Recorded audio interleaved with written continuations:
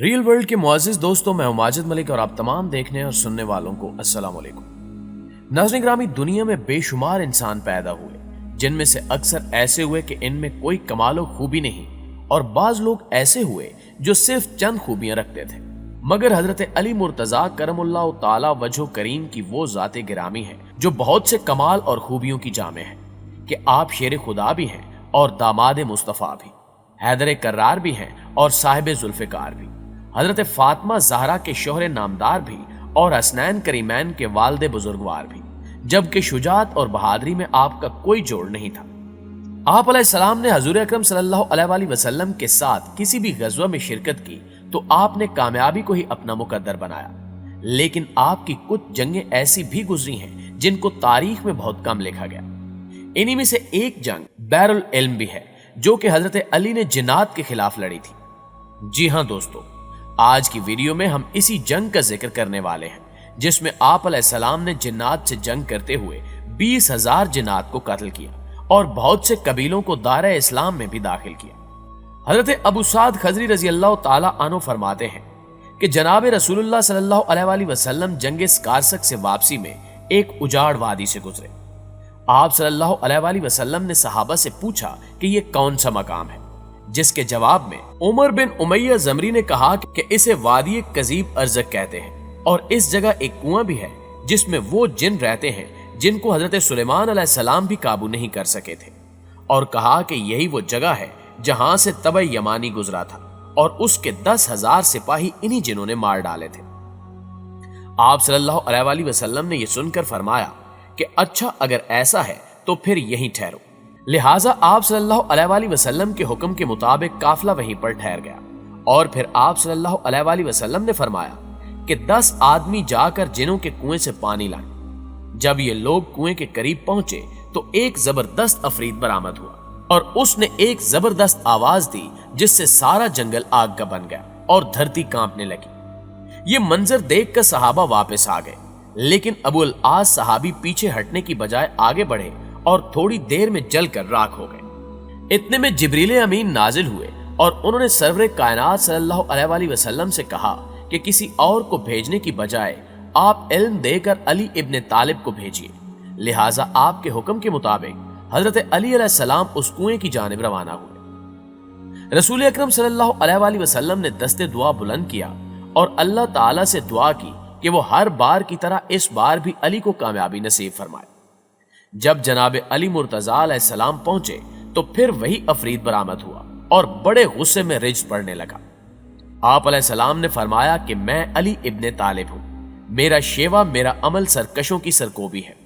یہ سن کر آپ نے اس پر زبردست حملہ کیا۔ آپ نے وار خالی دے کر اسے ذوالفقار سے 2 ٹکڑے کر ڈالا۔ اس کے بعد آگ کے شعلے اور دھوئیں کے طوفان کنویں سے برآمد ہوئے اور زبردست شور مچا اور بے شمار ڈراؤنی شکلیں سامنے آ گئیں۔ حضرت علی نے چند آیتیں پڑھی جس کے بعد آگ بجھنے لگی اور دھواں ہوا میں تحلیل ہونے لگا۔ پھر حضرت علی علیہ السلام کنویں کی جگہ پر چڑھ گئے اور کنویں سے پانی حاصل کرنے کے لیے برتن ڈال دیا، لیکن جنات کی جانب سے وہ برتن کنویں سے باہر پھینک دیا گیا۔ حضرت علی علیہ السلام نے رجز پڑھا اور کہا کہ مقابلے کے لیے آ جاؤ۔ یہ سن کر ایک اور خوفناک عفریت برآمد ہوا، لیکن آپ نے اسے بھی قتل کر دیا۔ پھر کنویں میں برتن ڈالا لیکن وہ بھی باہر پھینک دیا گیا۔ غرضے کے 3 بار ایسا ہوا۔ بالآخر آپ نے اصحاب سے کہا کہ میں کمر میں رسی باندھ کر کنویں میں اترتا ہوں، تم رسی پکڑو۔ اصحاب نے رسی پکڑی اور حضرت علی المرتضیٰ کنویں میں اترے۔ تھوڑی دیر کے بعد رسی کٹ گئی اور حضرت علی اور صحابہ کرام کے مابین رشتہ منقطع ہو گیا۔ صحابہ کرام سخت پریشان ہوئے اور گریہ کرنے لگے۔ اتنے میں کنویں سے چیخو پکار آنے لگی۔ پھر اس کے بعد یہ صدا آئی کہ علی علیہ السلام ہمیں پناہ دو۔ آپ نے فرمایا کہ اگر تم سب اپنی جان کی امان چاہتے ہو تو کلمہ پڑھو اور امان حاصل کر لو۔ لہٰذا پھر ان سب کو کلمہ پڑھایا گیا۔ اس کے بعد رسی ڈالی گئی اور امیر المومنین علیہ السلام 20,000 جنوں کو قتل کر کے اور بہت سے قبائل کو مسلمان بنا کر کنویں سے برآمد ہوئے۔ حضرت علی نے انہی اسلام قبول کرنے والے جنات میں سے ایک جن کو ان کا سردار مقرر کیا جس کا نام ظافر جن تھا۔ اس کا اصل نام ارغوان زاہد تھا، مگر مولا کی قدم بوسی کے بعد افر زاہد کے نام سے مشہور ہوا۔ تاریخ میں ملتا ہے کہ حضرت علی کے لخت جگر हजरत इमाम हुसैन ने जब करबला के मैदान में इस्तगासा बुलंद किया तो तमाम अंबिया, मुकर्रब फरिश्ते, दीगर मलाइका, जिन्नात और दीगर ना नजर आने वाली मखलूक भी नुसरत इमाम के लिए हाजिर हुई। मलाइका का एक गिरोह अपने मंसूर नामी सरदार के साथ आया, जबकि जिन्नात का एक गिरोह भी आपकी मदद को पहुंचा और उस गिरोह का सरदार वही जाफिर जाहिद नामी जिन था जिसको हजरत अली ने बैरुल इल्म में मुसलमान किया था।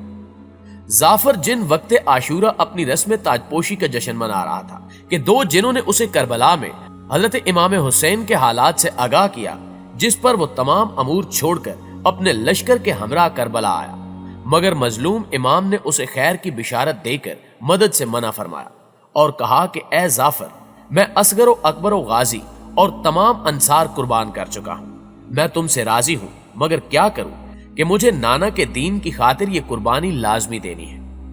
नाज़रीन ग्रामी, इंसानी तारीख जिन्नात, शयातीन, आसेब, द्यों, परियों, सायों, बदरूहों वगैरह के जिक्र और अज़कार से भरी पड़ी है। दुनिया भर में फैले हुए लाखों इंसानों को हर रोज इस किस्म की मखलूकात से मुतल्लिक मामलात व हादसात से पाला पड़ता रहता है। कभी कोई घर आसेब ज़दा हो जाता है तो कभी किसी इंसान पर जिन्नात और शयातीन गालिब आ जाते हैं, या कभी किसी आदमजाद पर देव और परी का साया पड़ जाता है, जबकि कुछ मादा परस्त और मुल्हिद लोग फरिश्तों और जिन्नात के वजूद के कायल ही नहीं हैं और वो कहते हैं कि जो चीज महसूस ना हो और मुशाहिदे में ना आ सके उसका वजूद फर्जी और गैर अकली है।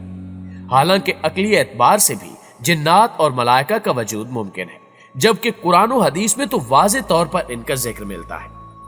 दोस्तों, अगर जिन्नात की पैदाइश की बात की जाए तो अल्लाह ताला ने अपनी कुदरत से एक ऐसी आग पैदा की थी जिसमें नूर भी था और जुल्मत भी। उस आग के नूर से फरिश्ते पैदा किए और धुएं से देव, जबकि आग से जिन्नात को तख्लीक किया। फरिश्ते चूंकि नूर से पैदा हुए थे इसलिए वो इताअत इलाही में मसरूफ हो गए, जबकि देव या शयातीन ने जुल्मत से जन्म लिया इसलिए वो कुफ्र, नाशुक्री और सरकशी में पड़ गए। और जिन्नात नूर और जुल्मत के मुरक्कब से तरकीब हुए थे इसलिए इनमें नेक और बद दोनों हैं। जिन्नात की तीन अहम खसूसियात हैं। एक तो वो नजर नहीं आते, दूसरी ये कि वो जो शक्ल सूरत इख्तियार करते हैं या जिस मखलूक का रूप धारें उनकी आवाज भी उसी मखलूक जैसी हो जाती है, और तीसरी ये कि जब कोई इंसान इन्हें कोई भी कसम दे तो वह इसको पूरा करने पर मजबूर हो जाते हैं। जिन्नात मज़ाहिब के लिहाज से इंसानों की तरह हैं। वो मुसलमान भी होते हैं, हिंदू, ईसाई, लादीन, यहूदियों के साथ साथ राफसी और मजूसी भी होते हैं। दोस्तों, इस्लाम से पहले भी अरबों में जिनों के तज़किरे मौजूद थे। उस जमाने में सफर करते वक्त जब रात आ जाती थी तो मुसाफिर अपने इलाके को जिनों के सरदार के सपुर्द करके सो जाते थे। कहा जाता है कि इंसान की तख्लीक से कबल दुनिया में जिन आबाद थे। जिन की आग से तख्लीक हुई थी और इन्होंने दुनिया में फितना और फसाद बर्पा कर रखा था। कुरान मजीद में हजरत सुलेमान अलैहिस्सलाम के मुतालिक बयान किया गया है कि इनकी हुकूमत जिनों पर भी थी। हजरत सुलेमान अलैहिस्सलाम ने जो इबादतगाहें यानी हैकल बनवाई थी वो जिनों ने ही बनाई थी। सही हदीस में है कि हर इंसान के साथ एक हमजाद शैतान जिन होता है। हमजाद जिन एक किस्म का शैतान है जो शैतान के साथ हर वक्त रहता है। सही मुस्लिम में है कि हजरत अब्दुल्ला बिन मसूद रज़ी अल्लाह ताला अन्हु से रिवायत है कि रसूलुल्लाह सल्लल्लाहु अलैहि वसल्लम फरमाते हैं, लोगों तुम में कोई शख्स नहीं कि जिसके साथ हमजाद जिन और हमजाद फरिश्ता ना हो। लोगों ने अर्ज की कि ए अल्लाह के रसूल सल्लल्लाहु अलैहि वसल्लम, क्या आपके साथ भी है? आप सल्लल्लाहु अलैहि वसल्लम ने इरशाद फरमाया कि हाँ, मेरे साथ भी है, लेकिन अल्लाह ताला ने मेरी मदद फरमाई कि वो हमजाद शैतान मुसलमान हो गया, लिहाजा वो मुझे सिवाय भलाई के कुछ नहीं कहता। जी तो मुअज़्ज़िज़ दोस्तों, ये थी हमारी आज की वीडियो कैसी लगी कमेंट करके हमें जरूर बताइएगा। इंशाअल्लाह आपसे मुलाकात होती है अगली वीडियो में। तब तक अपना ख्याल रखिएगा। अल्लाह निगहबान।